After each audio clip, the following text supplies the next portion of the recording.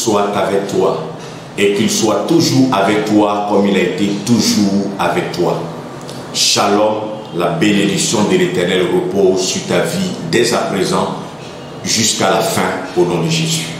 Je veux partager avec toi un thème que j'ai intitulé « Vocation céleste ». Nous allons lire un passage de façon découpée. C'est un thème que nous allons partager en 2, 3, 4 séances. Et j'aimerais que tu suives régulièrement ces quelques vidéos. Et je t'invite même à les partager aussi pour faire du bien à quelqu'un parce que c'est un thème très important. Une vocation, c'est un appel à faire quelque chose. Et céleste, ça veut dire que la vocation nous a été donnée ou accordée par Dieu, par le Seigneur. Et cette vocation, elle n'est pas acquise. Je veux dire, ce n'est pas lorsque nous venons sur la terre que cette vocation vient à nous. Nous naissons avec cette vocation, c'est pourquoi elle est céleste. Dieu nous l'accorde comme une mission que nous devons accomplir lorsque nous venons sur la terre. Et c'est dans cette mission-là que nous réussissons, que nous avons la grâce, la bénédiction et l'épanouissement parfait. C'est pourquoi, lis avec moi ce passage, Exode 3, à partir du verset 1 jusqu'au verset 3. Je lis rapidement. Moïse faisait paître le troupeau de Jéthro, son beau-père, sacrificateur de Madian, et il mena le troupeau derrière le désert et vint à la montagne de Dieu à Horeb. L'ange de l'Éternel lui apparut dans une flamme de feu au milieu d'un buisson. Moïse regarda et voici, le buisson était tout en feu et le buisson ne se consumait point. Moïse dit, je veux me détourner pour voir quelle est cette grande vision et pourquoi le buisson ne se consume pas. Et c'est sur le verset 3 que nous allons nous arrêter et faire notre méditation. Donc, il dit, je veux voir quelle est cette grande vision. Je veux me détourner pour voir quelle est cette grande vision et pourquoi le buisson ne se consume pas. Je veux me détourner pour voir quelle est cette grande vision et pourquoi le buisson ne se consume pas. Moïse eut une vision lorsqu'il paissait le troupeau de son beau-père Jéthro, sacrificateur en Madian, et il aura une vision, et dans cette vision, il voit un buisson qui était en feu, et Moïse voulait voir exactement ce que c'était. Ça va attirer l'attention de Moïse, ça va troubler un peu son intelligence et sa mémoire, et Moïse va chercher à comprendre qu'est-ce qui se passe. Pourquoi le buisson est en feu sans toutefois se consumer? Moïse va commencer à réfléchir. Moïse va commencer à se poser des questions. Des interrogations vont commencer à naître dans l'esprit de Moïse. Voici la première étape de la vocation. Se détourner pour voir, attirer notre attention, susciter en nous des interrogations, des questions. Vous savez, ce n'est pas pour toute chose que l'attention d'un homme est attirée. Des gens peuvent être en train de se battre dans la rue. Tu peux être en train de passer sans que cela n'attire ton attention. Ça dit que tu ne jetteras même pas un coup d'œil pour savoir ce qui se passe. Tu peux être dans un environnement et voir que les gens sont en train de vendre des habits, vendre des vêtements. Ça ne va pas t'intéresser. Tu ne chercheras pas à aller vers ces vêtements. Par contre, tu peux te retrouver quelque part où les gens sont en train de faire la cuisine et tu vas vouloir savoir quelle est la recette, quel est le contenu, quels sont les ingrédients utilisés pour cette recette-là ou pour faire ce plat en question. Il y a une chose qui peut attirer ton attention, une chose qui va attirer ton attention, une chose vers laquelle tu es attiré, une chose vers laquelle tu veux aller. Par contre, il y a des choses qui ne t'intéressent pas du tout. Ce n'est pas un hasard. Lorsque vous voyez quelqu'un être attiré par les films, et il ne regarde pas seulement les films pour se distraire, il connaît les personnages, le nom de tous les acteurs, leur date de naissance, en quelle année ils ont commencé à tourner tel ou tel film. Ils connaissent tous les films de tous les acteurs. Tous ceux qui passent à la télé, ils connaissent. Ils connaissent le nom de tous les stars. Parce qu'il y a une vocation, il y a quelque chose qui les attire et qui les emmène vers ça. Vous allez rencontrer quelqu'un, vous allez voir que lorsque vous parlez des animaux, cette personne-là est attentionnée, elle vous écoute avec soin. Et elle va vous poser des questions. Des interrogations vont commencer à naître dans son esprit. Des choses vont commencer à lui venir. Elle va commencer à poser des questions. La curiosité va commencer à naître dans ce domaine précis. Et c'est ça la vocation.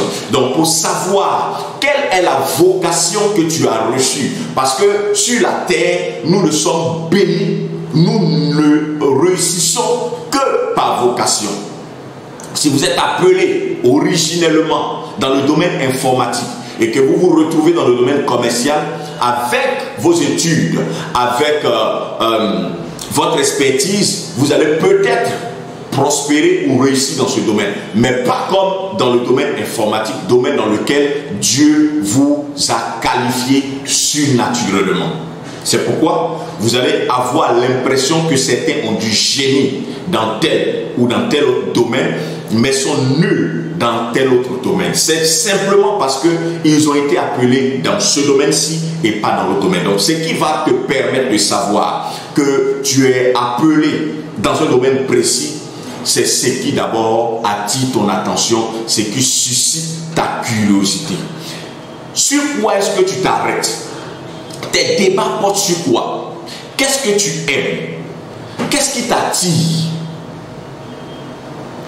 Qu'est-ce que, ou quelle chose, lorsque tu vois, tu es en émotion ou tu es en extase? Voici les premières questions que tu te poses.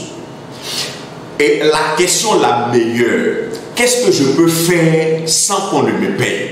Qu'est-ce que j'aime faire sans attendre de rémunération? Tu vas être surpris par cet exemple que je te donne. Il y a quelqu'un, un jeune homme, qui aime l'odeur du carburant. Il peut suivre une voiture juste pour sentir l'odeur du gaz de l'échappement. Tu peux te demander qu'est-ce qu'il dit, quelle est cette odeur qui le plaît tant? Non, il y a quelque chose derrière. Regarde des personnes qui aiment voir des animaux en train d'être coupés, d'être découpés, parce que dans leur vocation, elles sont appelées à être bouchées. Mais ne le sachant pas, elles combattent cette chose-là qui est en elles et qui veut s'éveiller. Et vous allez voir que certaines personnes font des choses avec passion, avec engouement, avec joie et bonheur. Et elles prospèrent dans ce domaine. Donc, si tu es attiré par quelque chose, s'il y a quelque chose que tu peux faire sans qu'on ne te donne une rémunération, sans qu'on ne te donne quelque chose, tu aimes faire la cuisine. Et tu aimes voir, regarder les gens manger. Quand tu fais la cuisine et que tu vois les gens en train de manger, tu es heureuse, tu es content. Tu n'attends même pas qu'on te donne quelque chose. S'il y a une cérémonie et qu'on t'appelle pour venir faire la cuisine, tu es content. C'est pour toi une joie de faire cette cuisine-là. Tu es capable de regarder un film et de dire, dans telle partie de ce film-là, il y a une erreur. L'acteur aurait dû faire ci. La personne aurait dû se placer de telle façon. Parce que tu es metteur en scène ou tu es appelé à exercer dans le domaine cinématographique.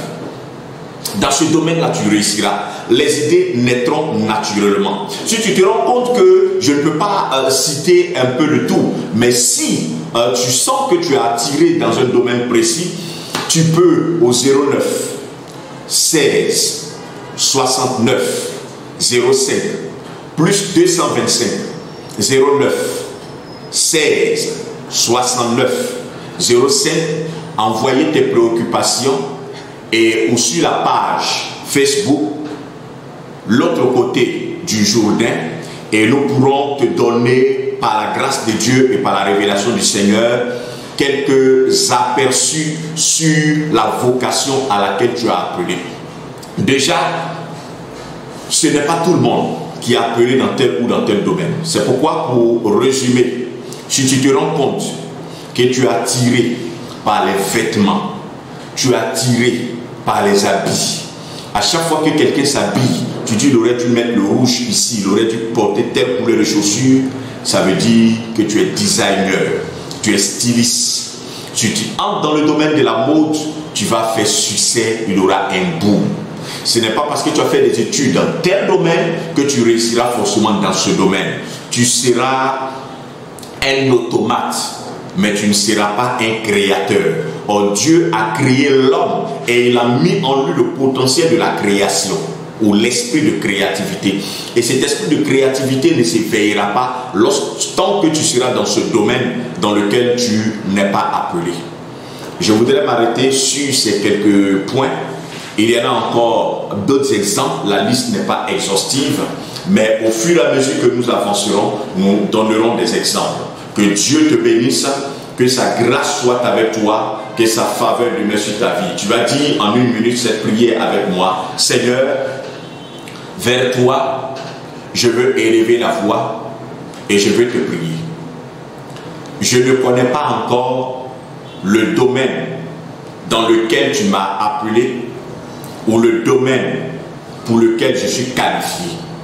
Je te prie d'ouvrir mon intelligence, car si tu as permis que je coûte cet enseignement, c'est parce que tu veux attirer mon attention sur un domaine précis. C'est pourquoi, dès à présent, permets au nom de Jésus que mon intelligence commence à s'ouvrir par la révélation que tu m'accordes. Au nom de Jésus. Amen. Donc, je m'en allais dire que si tu te rends compte, par exemple, que tu aimes défendre les gens, tu aimes te battre pour des causes perdues. Lorsque quelqu'un a un problème, tu veux à chaque fois intervenir pour le défendre, tu es appelé sûrement à être un homme de loi, particulièrement dans la défense. Je veux dire à être une ou un avocat. Sur ces paroles, je m'arrête. Que Dieu te bénisse. Shalom.